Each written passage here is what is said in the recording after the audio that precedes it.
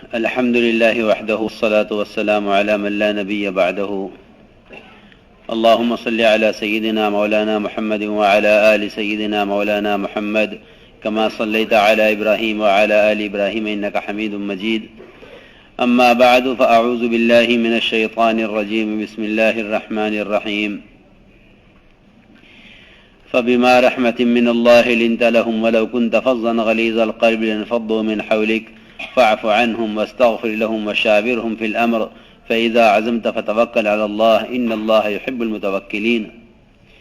وقال الله سبحانه وتعالى وإذ ابتلى إبراهيم ربه بكلمات فأتمهن قال إني جاعلك للناس إماما قال ومن ذريتي قال لا ينال عهد الظالمين.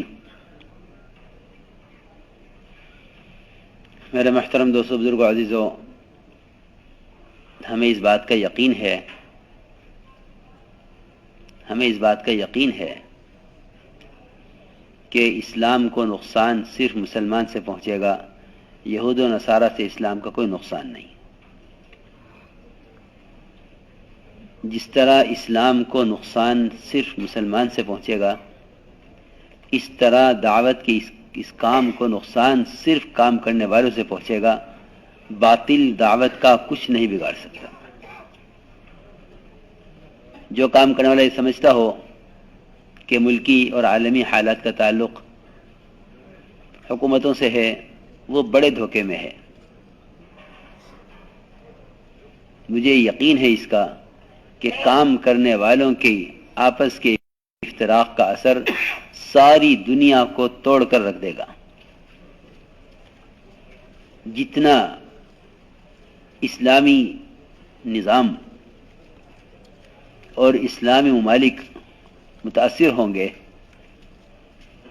ان سب کی وجہ اور سبب خدا کی قسم میرے اور آپ کے سوا کوئی نہیں ہے. یہ میں یقین کے ساتھ عرض کر رہا ہوں. جب ایک ذمہ دار کی نیت کے بدلنے سے پھل کا رس کھٹا ہو سکتا ہے، تو وہ کام کرنے والے جن پر عالمی ذمہ داری سمجھی جاتی ہے، ان کی نیتوں کا اثر سارے عالم پر کیا پڑے گا، اس کا اندازہ ہمیں خود کر لینا چاہیے.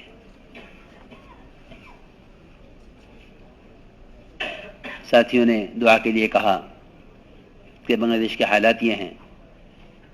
میں نے کہا یہ حالات تو ہماری وجہ سے ہیں. یہ حالات تو ہماری وجہ سے ہیں، ورنہ ایسا ملک جس کی بنیاد اسلام، ایسا ملک جس میں سب سے بڑا اجتماع دعوت اور دین کا مقصد، اس میں یہ حالات پیش آئیں. خدا کی قسم اس نظام کا کوئی تعلق حکومت سے نہیں ہے. اس سارے نظام کے بگڑنے کا تعلق یہاں کے کام کرنے والوں سے ہے. اخبار پڑھ کر یہ فیصلہ کر لینا کہ فلاں پارٹی کر رہی، فلاں پارٹی کر رہی، نہیں، بالکل نہیں. صرف کام کرنے والوں کے افتراق کی وجہ سے امت میں افتراق ہوگا، اور کام کرنے والوں کی اجتماعیت کی وجہ سے امت میں اجتماعیت ہوگی. اس کے علاوہ خدا کی قسم کوئی تیسری بات نہیں ہے. اس کے علاوہ خدا کی قسم کوئی تیسری بات نہیں ہے. حضرت کے بیانات صرف مطالعے کے لیے رہ گئے ہیں ساتھیوں کے پاس.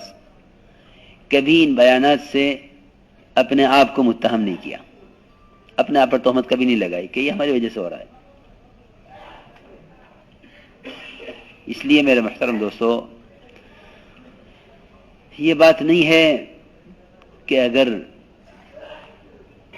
ہماری وجہ سے کاموں کا نقصان ہوا تو ہم کام سے بیٹھ جائیں گے. نہیں، اتنا نہیں ہے. اتنا ہوتا تب یہ معاملہ آسان تھا. اللہ رب العزت نے جن پر ذمہ داری ڈالی ہے، اگر ان کی وجہ سے دین کا اور امت کا دینی، مالی، جانی نقصان ان کی وجہ سے ہوگا تو اللہ تعالیٰ کام کرنے والوں سے قیامت میں اس کا سوال کریں گے. کلکم راعٍ وکلکم مسئول عن رعیتہ، کہ تم میں کا ہر ایک ذمہ دار ہے اور اس سے اس کے ماتحتوں کے بارے میں سوال ہوگا. اس لیے معاملہ باہر سے متعلق نہیں ہے. یہ خیال ساتھیوں کا غلط ہے. معاملہ تو کام کرنے والوں سے متعلق ہے. میں نے عرض کیا جب ایک امیر کی نیت کے بدلنے سے باغ کے پھل کا رس کھٹا ہو سکتا ہے تو جو ملکی امیر ہے وہ ذمہ دار جو کام کو لے کر چلنے والے ہیں ان کی نیتوں کے عالم پر کیا اثرات پڑیں گے. اس لیے میرے محترم دوستو ہم میں سے ہر ایک اللہ کے یہاں اپنے آپ کو قبول کروائے. ہم میں سے ہر ایک اپنے آپ کو اللہ کے یہاں قبول کروائے اور یہ ذہنوں سے نکال دو. بالکل میں قسم کھا کر کہتا ہوں کہ اس کام میں آگے بڑھنے کا کام کرنے والے سے کوئی تعلق نہیں ہے. کام کرنے والے سے کوئی تعلق نہیں ہے. نہ کوئی کسی کے ذریعے آگے بڑھ سکتا ہے نہ کوئی کسی کو آگے بڑھا سکتا ہے. کام براہ راست اللہ کا ہے. انتخاب اللہ خود فرماتے ہیں. اللہ یصطفی من الملائکۃ ورسلا من الناس. اللہ خود انتخاب کرتے ہیں کہ مجھے کام کس سے لینا ہے. اگر خدا نہ کرے ہمارے ذہنوں میں یہ بات ہے کہ ہمیں کوئی آگے بڑھائے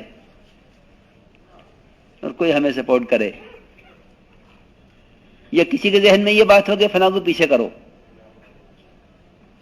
تو کسی کو آگے بڑھانے کسی کو پیچھے ہٹانے کا اس کام میں کسی کو اللہ نے اختیار دیا ہی نہیں ہے.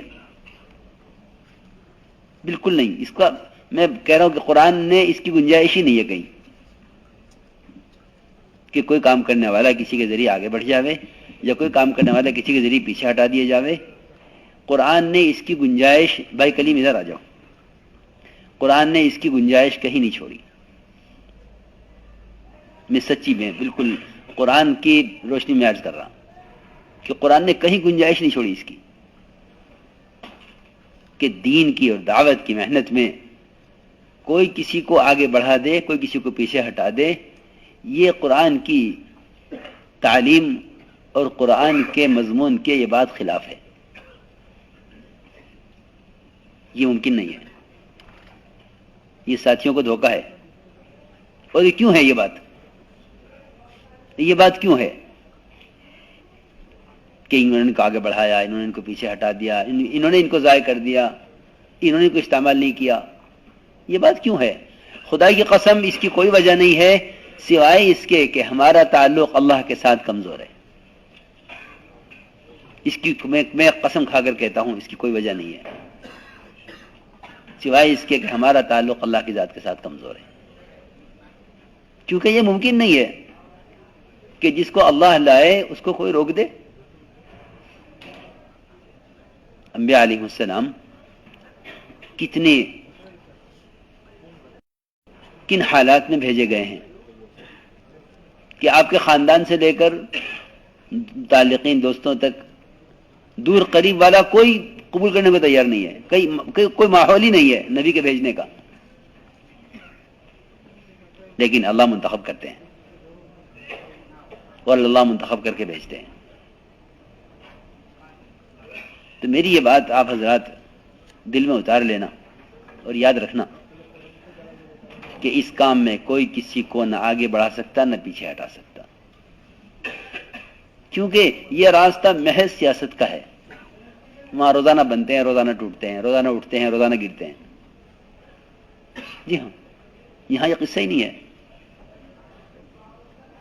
کہ اس نے ان کو آگے بڑھا دیا, اس نے اس کے پیچھے ہٹا دیا, اس نے اس کو مقام دے دیا, اس نے اس کو مقام سے گرا دیا. یہاں یہ قصہ ہی نہیں ہے. کیوں؟ اس لیے کہ حدیث میں آتا ہے کہ جب اللہ تعالیٰ کسی بندے سے محبت کرتے ہیں تو اس کو اپنی محبت کا اعلان فرشتوں میں فرماتے ہیں. فرشتوں میں اللہ خود اعلان فرماتے ہیں کہ اے فرشتوں میں فلاں ابن فلاں سے محبت کرتا ہوں، تم بھی اس سے محبت کرو. فرشتوں میں اللہ خود فرماتے ہیں فرشتوں سے. پھر فرشتے نیچے کے آسمان والوں سے کہتے ہیں، وہ آسمان والے نیچے والے آسمان سے کہتے ہیں، وہ آسمان والے نیچے والے آسمان سے کہتے ہیں، وہ آسمان والے نیچے والے آسمان سے کہتے ہیں. ہر آسمان پر اس کا اعلان ہوتا ہے کہ فلاں ابن فلاں سے اللہ محبت کرتے ہیں، لوگوں تم بھی اس سے محبت کرو. پھر حدیث میں ہے ثم يدعو له القبول في الارض، پھر زمین میں اس آدمی کی مقبولیت کو اتار دیا جاتا ہے. بہت آسان راستہ ہے کہ بجائے اپنے آپ کو آگے بڑھانے کے لیے مخلوقی خوشامد کرو کہ اپنے آپ کو آگے لانے کے لیے اللہ کے ساتھ معاملہ ٹھیک کر لو.